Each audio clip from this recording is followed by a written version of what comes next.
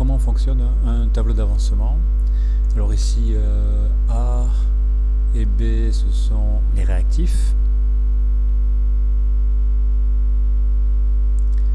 C et D, ce sont les produits de la réaction. Et petit a, petit b, petit c, petit d, ce sont les coefficients stoichiométriques.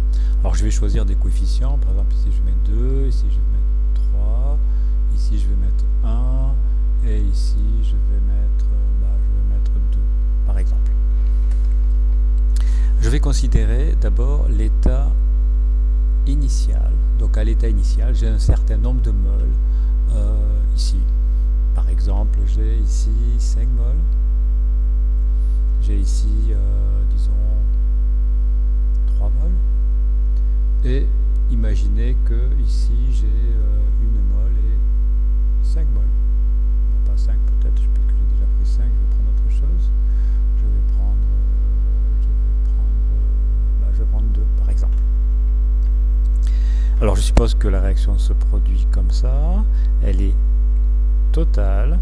Alors ma réaction me dit ici, mon bilan molaire me dit que 2 moles de A vont réagir avec 3 moles de B pour donner 1 mole de C et 2 moles de D.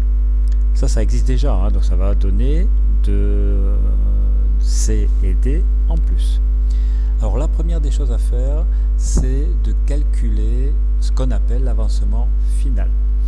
Alors pour avoir cet avancement final, je vais calculer l'avancement tel que le réactif A est en défaut. Je vais faire le rapport du nombre de moles que j'ai ici sur le coefficient stoichiométrique ici. Donc ça va faire ici un rapport qui va être égal dans ce cas-là à 5 sur 2. Donc ici je vais avoir 5 divisé par 2, ce qui est égal à 2,5.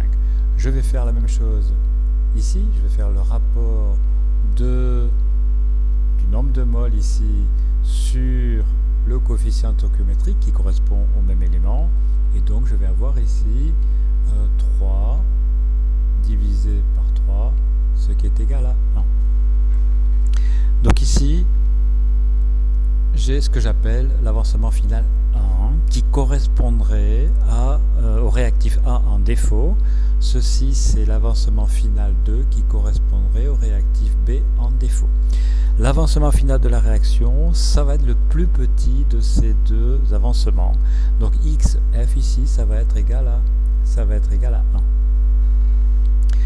1. Ça veut dire que le réactif en défaut, ça va être ici B. B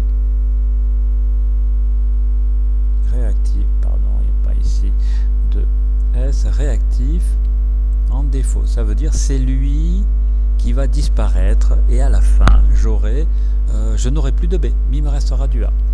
Alors ici, je vais écrire ou je vais chercher combien de A va me rester, donc j'en avais 5, et je vais faire moins le XF, c'est-à-dire 1 fois 2 ici. Donc le 1 ici, ça correspond au XF. Alors, je vais faire comme ça.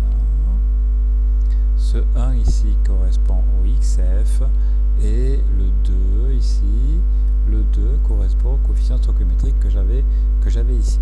Donc il va me rester ici, 3 moles à la fin. Ici je vais faire pareil, donc j'avais 3 moins, le XF c'est 1 fois 3, ce qui est égal à 0, parce que je sais que le B était le réactif en défaut.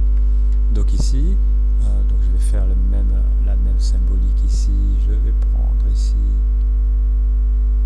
le 1 ici, c'est ce 1 ici, hein, et le 3 ici, le 3, c'est le coefficient stoichiométrique. Donc ça c'est ce que j'ai. Alors de l'autre côté ici, je vais avoir 1 que j'ai déjà, et je vais avoir 1 plus le XF, c'est-à-dire 1 fois le coefficient stoichiométrique qui est là. Donc ici j'aurai en tout 2 moles de C. ici je vais avoir 2, alors c'est plus ici, hein, ça arrive, hein, plus 1 fois 2, et ici j'aurai 4 mol de D. Mol.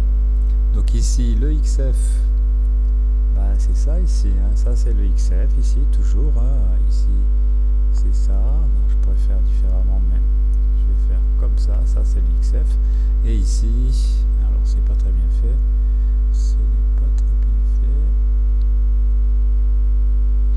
donc je vais faire plutôt comme ça, avec ici, comme ça, ce 1 c'est ce 1, ce 1 ici c'est ce 1 ici, et ici le 1 que vous avez,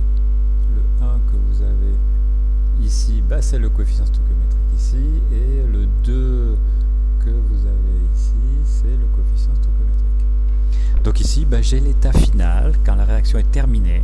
J'ai ici 3 mol de A, je n'ai plus de B, c'est le réactif en défaut qui arrête la réaction, on dit aussi le réactif limitant, et j'aurai à la fin 2 mol de C,